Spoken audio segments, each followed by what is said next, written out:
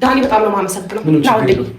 ናታንስ በጣም ነው ማዝነው አንተ ላይ ጫማ አድርጋብሽ ከዛ ምን አይመልከትም። በቃ ልጁን ነው የምፈልገው። በቃ ነው ናታንስ ሰላም ጤና ይስጥልኝ። እንዴት ናችሁ? እንደምናላችሁ ውድና የተከበራችሁ የዩቲዩብ ቻናል ቤተሰቦቼ እንደምናላችሁ? እኔ ደህና ነኝ። ቪዲዮ እንደተመለከታችሁት ነው ዳኒ የአብርሃም ጤንነት ስላሳሰበውና ስላስጨነቀው ያደረገው ጥረት በጣም ደስ የሚል ነው። ቡዜን ይዟት የሄደበት አብርሃም ጤንነቱ ስላሳሰበውና ስላስጨነቀው ነው። እሷ ለምንድን ነው ችክ ያለችበት? እዚህ ጋር ሚስጥራዊ ነገር አለ ወይ ድብቅስ ነገር አለ ወይ የሚል ጥያቄ አእምሯችን ላይ አሳድሯል። በነገራችን ላይ ዳኒ ያደረገው ጥረት ያደረገው ልፋት ሊደነቅ ይገባል። ኤፍሬም እና ሩታ ድርቅ ያሉበትና ችክ ያሉበት ምክንያት ምን እንደሆነ የተደበቀ ከጀርባ ያለ ሚስጥር ይህ ነገር ምንድን ነው? ከጀርባ የተደበቀ ነገር ምን አለ? እህቱ እስከሆነች ድረስ እህቱን ማክበር አለበት። ልጁ ግራ እየተጋባ ነው፣ ደንግጧል፣ ደንዝዟል። ምን እንደሆነ ባናቅም የባለቤትነት ስሜት ቢሰማሽም ትልቅ እህቱ እስከሆነች ድረስ ትልቅ እህቱን ማክበር ይኖርብሽ ነበር። ትልቅ እህቱ ማለት ነው። ለምን? አንደኛ አደጋ ቢደርስበት የሆነ ነገር ቢሆን የሆነ ችግር ነገር ቢፈጠር ቤተሰብ ነው ነገ ሊያነሳው የሚችለው። ከአንቺ በላይ ሊደርስለት የሚችለው ቤተሰብ ነው። ልጁ ደንዝዟል። የሆነ ነገር መሆኑ ያስታውቃል። ግልጽ ነው። ደንዝዟል በቃ። ስለዚህ ለትልቅ እህቱ አክብሮት ሊኖርሽ ይገባል።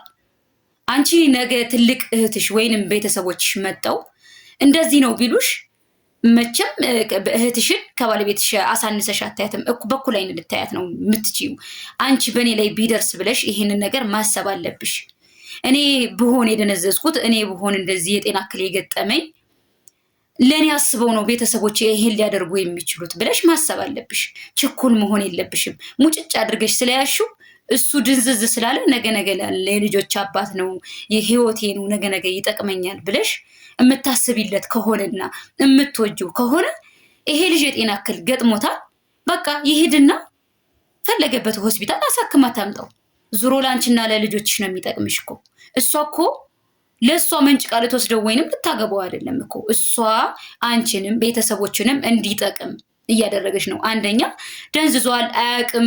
በፊት ያሳለፈውን ከኔ ጋር አድርገን እናውቃለን ብዙ ነገር የምትለውን ራሱ አድርገን አናውቅም እያለ ነው ይሄ ልጅ።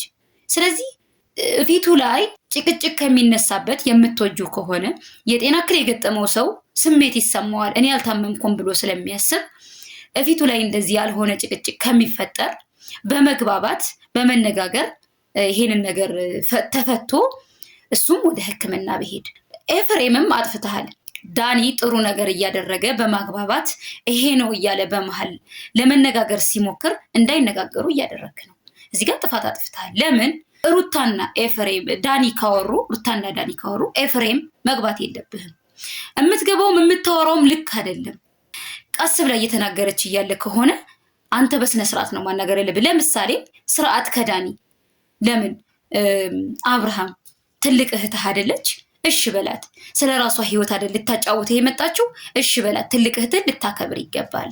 ከዚህ በፊት አንተ ጋር ብቻዋን መናፈሻ ሂዳ ታውቃለች፣ ተዝናንታ ታውቃለች፣ ብዙ ነገሮችን አሳልፋ ታውቃለች። እና አሁን ደግሞ ስለ ራሷ ህይወት ብቻዋን አንተ ጋር ማውራት ትፈልጋለች እና በሚል ነው ሊያረጋጋ የቻለው። ነገሩ በምንም ቢሆን ቢያውቀውም ባያውቀውም ስለምንድንም ነገር ቢሆን እየተሰደበም ቢሆን ለማግባባት ሞክሯል። አንደኛ ስለ ራሱ እያሰብ አልነበረም። እያሳሰበው የነበረው ስለሱ ጤንነት እንጂ ለሌላ አልነበረም። እሷ ማግኘት ስለፈለገች ደጋግማ ከቤት ስትሄድ ከቤት እየወጡ አላገኛቸው ስላለች ጨነቃት። ወንድሜን አጣሁት የሚል በቃ ውስጧ ላይ ያደረባት የእህትነት ስሜት የቤተሰብነት ስሜት ተሰምቷት ነው። ለምን? አንድ ሰው የኔ የምትለው ሰው እንኳን ስታጣው በጣም ያስጨንቃል አይደለም? ስለዚህ እሱ ባሉበት አጋጣሚ አሉ ነይ እንሂድ ብሎ የወሰደበት ምክንያት ለምንድን ነው? የወንድሟ ጤንነት ስላሳሰበው ነው። እዚህ ላይ ጥሩ ነገር አድርጓል እኮ ዳኒ፣ አልተሳሳተም እኮ። ኤፍሬም እንዴት ወንድምህ ጥሩ እንዲያስብ ቀና አስተሳሰብ እንዲኖረው ለምን ትከለክለዋለህ? ለምንስ ጥላት ትሆነዋለህ ለወንድምህ? እዚህ ጋር አጥፍተሃል። ይቅርታ ልጠይቀ ይገባል። ሌላ ሳልናገር ማለፍ የማልፈልገው አንድ ነገር አለኝ። እሷ ና ብቻዬን አናግረኝ እያለች እህቱ በምታወራበት ሰዓት ኤፍሬምና ሩታ ለምን ችክ አላችሁ? ሁለታችሁ ከበስተጀርባ የተደበቀ ሚስጥርና የተደበቀ ሴራ ያለ ነው የሚመስለው። ምክንያቱም በሁለታችሁ ችክታ ምክንያት እሱ እህቱን ጭራሽ ሊነካትም ሊይዛትም አልቻለም። ስለዚህ ከእናንተ ከሁለታችሁ ላይ ከበስተጀርባ የተደበቀ ሚስጥር ወይንም ሴራ አለ። ብለን እንድናስብ ነው ያደረጋችሁን። አሁን ላይ ኦዲየንሱ እየተረዳ ያለው 99% ከጀርባሽ አሻጥር እንዳለ ነው ሰው እየተረዳ ያለው። ማለትም ሴራ አለ ብሎ ነው እያሰበ ያለው ኦዲየንሱ ማለት ነው። ይሄ ነገር ደግሞ መሆን የለበትም።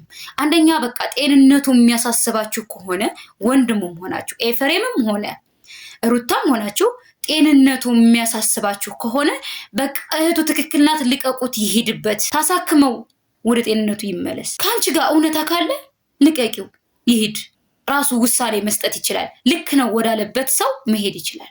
ልቀቂው፣ ይታከምበት። ያሽበት ምክንያት የሆነ ነገር እንዳለ እያሳየ ስለሆነ ልቀቂው፣ ይታከም። ጤንነቱ ከተመለሰለት በኋላ እውነተኛ ነው ብሎ አምኖ ወደ ተቀበለበት ሰው ይሄዳል ማለት ነው። ቤተሰብ የእናንተስ ሀሳብ ምንድን ነው? ሀሳባችሁን ኮሜንት ላይ ያስቀምጡልኝ። በቀጣይ ቪዲዮ እንገናኛለን። አመሰግናለሁ።